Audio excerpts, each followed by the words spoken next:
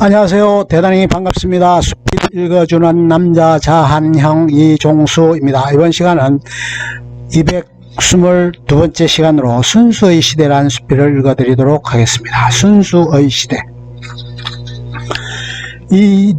이디스 워턴이라는 미국의 여러 소설가가 쓴 대표작 순수의 시대라는 것이 있다. 그녀가 한 말 중에 유명한 것이 빛을 퍼뜨리는 것에는 두 가지가 있다. 하나는 촛불이 되는 것이고 다음은 촛불을 비추는 거울이 되는 것이다 라는 말이 있었다.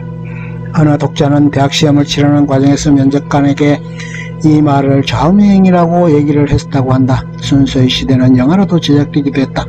19세기 말 뉴욕의 상류사회를 배경으로 하고 있다.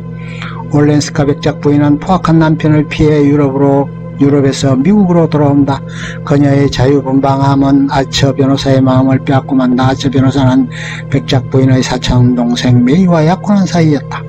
자유방임과 일탈 그리고 관습에서의 탈피를 구가해가는 백작 부인과 전통을 고수하고자 하고 관습을 존중하고자 하는 메이 사이에서 백작 부인에 이끌리게 되는 아처는 둘 사이에 갈등하고 방황하게 된다. 그러나 기본적으로 관습과 전통에서 변화를 시도하기에는 너무나 큰 벽과 위험을 감수받게 되자 스스로를 들속에 가두어버리고 만다. 오페라 뮤지컬을 관람하면서 위성과 형식에 갇혀있는 뉴욕 상륙정의 행태를 못마땅해 하면서도 결코 그 굴레를 벗어나지 못하고 만다. 결국 아처는 메이와 결혼식을 올리게 된다. 그러자 백작 부인은 워싱턴으로 이사를 하게 된다. 결혼 후에도 백작 부인을 잊지 못한 아처는 백작 부인을 찾아가기를 시도하기도 하고 끊임없이 새로운 세계로의 일탈을 해보고자 하지만 번번이 벽에 부닥치고 만다. 한 번은 할머니 집에 오게 된 아처 부부는 헬렌 올렌스카 바다 쪽에 나가 있다는 것을 알게 된다. 그리고 아처는 그녀를 데려오라는 할머니의 명에 의해 바닷가로 갔다. 석양이 지는 와중에 배가 등대 옆을 지나가고 있었다. 그는 그렇게 자신에게 자문자답한다. 배가 등대를 지나가는 동안에 그녀가 고개를 돌려 쳐다본다면 데리러 가고 그렇지 않으면 그냥 돌아가리라 다짐을 한다. 등대를 등지고 있던 그녀는 끝내 돌아보지 않았다. 결국 그는 되돌아간다. 얼마 후 그것에 대해 왜 되돌아보지 않았냐고 물었다. 그녀도 그가 왔다는 것을 마차 소리에 의해 알고 있었다고 했다.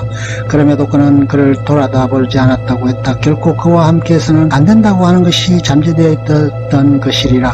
백작 부인의 이혼에 관해 법률적인 조문과 자문을 해주는 과정에서 재기발랄하고 자유분방한 백작 부인에게 빠져버린 아처는 쉽게 그 끌림에서 헤어나오지 못하게 되고 만다. 그러던 차에 할머니의 뇌출혈이 있게 되고 워싱턴으로 가고자 했던 아처는 헬렌 올렌스카가 돌아온다고 하자 얼떨결에 워싱턴행을 취소한다. 결국 그녀를 맞이하러 기차역으로 마차를 끌고 간다. 집으로 돌아오는 마차 속에서 2시간을 함께 할 수 있을 것으로 기대를 했으나 중간에 그는 내리고 만다. 그러면서 그는 흘러내리는 눈물을 감출 길이 없었다. 얼마 후에 올렌스카는 결국 유럽으로 떠나게 된다. 아처는 올렌스카와 마지막 밤을 보내기 위해 호텔방 키를 우편으로 보내기도 하나 결국은 되돌려받게 된다.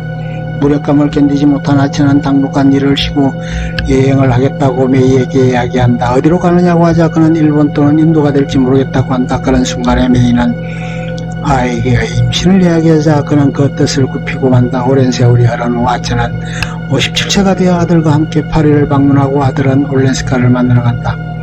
메이도 죽고 아들 둘의 딸 하나를 두게 된 아처는 호백발의 노인이 되었다. 아들이 얘기한다. 엄마가 죽어가면서 한 얘기를 들려준다. 아버지는 자기가 원하는 것을 포기했었다고 말이다. 그녀는 알고 있었던 것이다. 그녀의 남편이 다른 사람을 마음에 두고 있었다는 것을 마지막에 아들에게 밝혔다.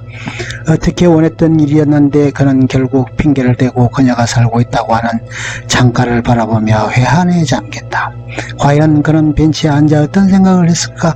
25년 전 그 뜨거웠던 열정을 불태웠던 때의 오랜 세월이 지난 후 그에게 어떤 회한과 아쉬움을 남겨주었을까? 자신이 가지 않았고 선택하지 않았던 부분에 대해 후회하고 있는 것은 아니었을까? 영화에서는 마지막에 그렇게 나온다. 아버지에게 이 영화를 바친다고 했다. 다니엘 데이 루이스가 아처 역을, 미셀 파이프가 알렌 올렌스카 백작 부인 역을, 그리고 위노라 라이너가 메이 역을 맡아서 열연을 보였다. 지루하고 땀울에 보이는 일상들을 그런대로 상당히 예리한 필치로 표현해내었고 그것을 영상미에 담아 그들의 내면적인 실상을 표현해내고자 했던 듯하다. 어떤 의미에서는 이성적인 부분과 감성적인 부분이 대립되는 것 같았고 자유롭고자 하는 부분과 전통과 형식에 안주하고자 하는 것에서 갈등하는 인간의 모습을 보여준 것이 아닌가 여겨지기도 했다. 과연 백작 부인의 희망하는 바는 어땠을까? 결혼생활의 실패를 맛본 이로써 신중하게 접근하고자 했고 제대로 된 삶을 꿈꾸었지만 현실과 전통의 벽 앞에 그냥 자유로운 삶을 구가하고자 다시 유럽으로 갔던 것은 아니었을까 여겨지기도 했다. 소설 속에서보다 영화 속에서 훨씬 자극적으로 서로의 사랑을 갈구했고 같이 하고자 하는 것처럼 묘사가 되었다. 아처는 분명히 현실의 모든 기득권을 포기하고서라도 엘렌과의 삶을 희구했던 듯 했는데 결코 그것은 쉽게 이루어질 수 없는 부분이었을지 모를 일이다. 그런 속에서 그 실상을 다하는 가운데서도 묵묵히 현실적으로 대응하고 대처하면서 그들의 결혼 생활을 영위해가고 지켜갔었던 메이는 어떤 마음으로 세상을 살았고 막음을 했던 것일까? 그리고 그런 속에서 제대로 된 행복을 느낄 수 있었고 마음 깊은 곳에서의 충족감을 가질 수는 있었던 것일까? 작가는 미국 상류사회에서 살다가 결혼해 유럽에서 생활을 했었고 이혼까지도 하는 와중에 전쟁의 참삭을 목격하게 되었다. 그리고 곧바로 순서의 시대의 창작에 들어갔다고 한다.